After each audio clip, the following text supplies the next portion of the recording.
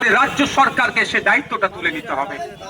বন্ধুগণ, আমি নতুন করে বলবো না, শুধু বিগত দিনে কয়েকটা কথা বলেছিলাম তিলোত্তমা কাণ্ড নিয়ে। আপনারা নিশ্চিতভাবে দেখছিলেন না মিলছে কি মিলছে না। আমি বলেছিলাম তিলোত্তমার সাথে যে অন্যায়টা হয়েছে, এ ধর্ষণ খুনটা শুধুমাত্র মাইন্ডকে ডাইভার্ট করে দেওয়ার জন্য হয়েছে। এর পিছনে অনেক বড় রহস্য আছে। আমি বলেছিলাম বারাইপুরে যখন মিটিং এ এসেছিলাম, যদি রেকর্ড থেকে আপনারা জানতে পারবেন। আর আপনি গত কয়েকদিন আগে বিভিন্ন পেপার পত্রিকাটা দিয়েছিল, খেয়াল আছে যে আমার তিলোত্তমা বোন এদের অন্যায় অনেকটা জানতে পেরে গিয়েছিল। ওটি রুমের মধ্যে এদের মৎস্য হতো, ওটি রুমের মধ্যে এরা পিকনিক করত, সেইগুলো জানতে পেরে গিয়েছিল। এর বিরোধিতা করেছে বলে আজকে ওনাকে নাকি এ কথা, এই পানিশমেন্ট হিসেবে তাকে এই ঘটনা তার সাথে ঘটানো। আমি আবারও বলছি, রেকর্ড হচ্ছে, যদি সিবিআই সঠিকভাবে তদন্ত করে, আজকে এই বিজয়গঞ্জ বাজারে বলে যাচ্ছি, আমার কথার সাথে মিলিয়ে নেবেন। যদি সিবিআই সত্যিকারের অর্থে দোষীদেরকে শাস্তি দিতে চাই, মিলিয়ে নেবেন। আমি বলে যাচ্ছি, যদি আমার নামে নোটিশ আছে আমি প্রস্তুত আছি, কারণ আমার মন আমাকে দেখা দিচ্ছে যেভাবে একটার পর একটা এভিডেন্স তারা ডিস্ট্রয় করেছে। আমি বলতে আপনি মিলিয়ে নেবেন। তার আগে বলে দিচ্ছি, আপনারা দেখেছেন কি সুপ্রিম কোর্টে নাকি আমাদের সিবিআই যারা মামলাটা দেখছে মাত্র 27 মিনিটের একটা ভিডিও ফুটেজ পুলিশের পক্ষ থেকে দিয়েছে। বাকি ভিডিও ফুটেজ কোথায় গেল? আমি আপনাদের বলে রাখি, যদি ভিডিও ফুটেজটা কোনো সময় পাবলিক হয়, সেটা বলে দিচ্ছি, দেখে নেবেন, মিলিয়ে নেবেন। ওই ভিডিও ফুটেজটা যে অপারেটিং করার দায়িত্ব ছিল ওই সন্দীপ ঘনা, সঞ্জয় রায়ের আসার আগে আর পরে ভিডিওটা পাওয়া গেছে, খোঁজ নিয়ে দেখবেন। কিন্তু সঞ্জয় রায়ের আগে যে সমস্ত খেলাড়ি, এই জন্য বলছি এত বড় অপদার্থ সন্দীপ ঘোষ, এই মর্গে যে সমস্ত মহিলারা থাকতো, যে সমস্ত মায়েরা থাকতো, যে সমস্ত দিদিরা থাকতো, যে সমস্ত বোনেরা থাকতো, এই সন্দীপ ঘোষের চেলারা ওই মৃত মায়ের সাথে, ওই মৃত বোনের সাথে, ওই মৃত দিদিগুলোর সাথে অপকর্ম করে এই শয়তানগুলো ভিডিও করে আবার বাজারে বিক্রি করতো মুখকে চেঞ্জ করে। এই জন্য আমি বলছি খেলাড়ি এরা কত বড় অপদার্থ। এই অপদার্থগুলোকে আবার মহিলা মুখ্যমন্ত্রী মমতা ব্যানার্জি সকালে চাকরি ছাড়লে সন্ধ্যায় আবার চাকরি দেয়। লজ্জা থাকা দরকার মুখ্যমন্ত্রী।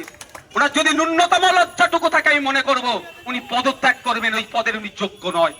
আর যে ভাবতে পেরেছে মহিলা মারা গিয়েছে, মর্গে গিয়েছে, ওই মহিলাকে তার সাথে অপকর্ম করে ওই ভিডিও করতো, যখন অপকর্ম করতো ভিডিওগুলো মুখটা চেঞ্জ করে দিয়ে বাইরের দেশে বিক্রি করতো, আর মোটা টাকা ইনকাম হতো।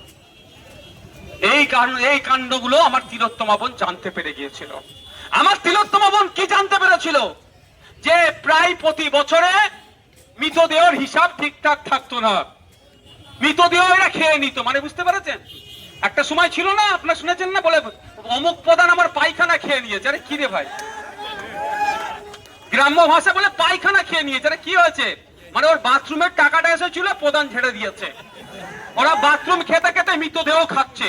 প্রতি বছর 8টা-10টা করে মৃতদেহ এরা কি করতো, অন্য জায়গায় কি কাজে ব্যবহার হয় বলতে পারবো না সবটা, কিন্তু প্রতি বছর এরা 8টা-10টা করে মৃতদেহ খেয়ে নিত। আর কি অন্যায় ধরতে পেরেছিল? প্রতি বছরে প্রায় 20 কোটি টাকার ওই মেডিকেল কলেজের ব্যবহারকৃত যে সমস্ত বর্জ্যগুলো ছিল, সেইগুলো এরা বিক্রি করে লুটপাট করে খেত। সেইগুলো প্রতিবাদ করার জন্য আজকে আমার তিলোত্তমা বোনকে এরা ধর্ষণ করিয়ে, খুন করে, তারপরে ধর্ষণ করিয়ে এরা তার মুখটাকে বন্ধ করলো। রাজ্য সরকার বারবার বলছিল, পুলিশ বারবার বলছিল, এতে আমাদের কেউ নাই। আজকে আপনারা বলুন, টালা থানার ওসিকে কেন গ্রেফতার করেছে? বেশ কিছু কারণ দেখিয়েছে। তার মধ্যে একটা কারণ হচ্ছে যথা সময়ে এফআইআর করেনি। আপনারা শুনলে অবাক হবেন, সন্ধ্যে 6টার পরে এফআইআর, আপনার পোস্টমর্টম করার নিয়ম নাই।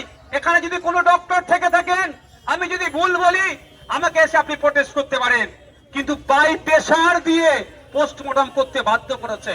ওখানে একজন সম্ভবত প্রাক্তন কাউন্সিলর তৃণমূলের, সে কথা বলেছে যদি পোস্টমর্টম না হয় তাহলে নাকি রক্তের বন্যা বইয়ে দেবে। আরে তিলোত্তমাকে খুন করলো, ধর্ষণ করলো, তারপরে তো তড়িঘড়ি কেন? এর মধ্যে তো ডাল মে কুছ কালা হ্যায়। কালা টাকারা এখানে বলে যাচ্ছি বিজয়গঞ্জ বাজারে। সিবিআই যদি সঠিক তদন্ত করে, হ্যাঁ আমি আবারও বলছি, সিবিআই যদি সঠিক তদন্ত করে তাহলে দেখতে পাবেন দুবাই থেকেও কিছু কালপিটকে নিয়ে আসছে, যারা তিলোত্তমার সাথে অপকর্ম করে দুবাই তারপরের দিনে পালিয়ে গিয়েছে।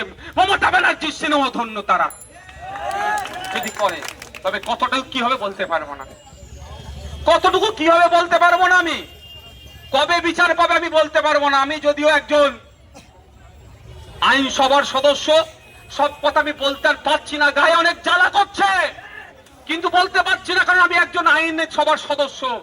আমি যদি সাধারণ মানুষ হতাম অনেক কিছু এখন বলে দিতে পারতাম, কিন্তু আমার কিছু দায়িত্ব আছে তো, সেটা আমি পালন করতে হচ্ছে, বাধ্য হয়ে করতে হচ্ছে।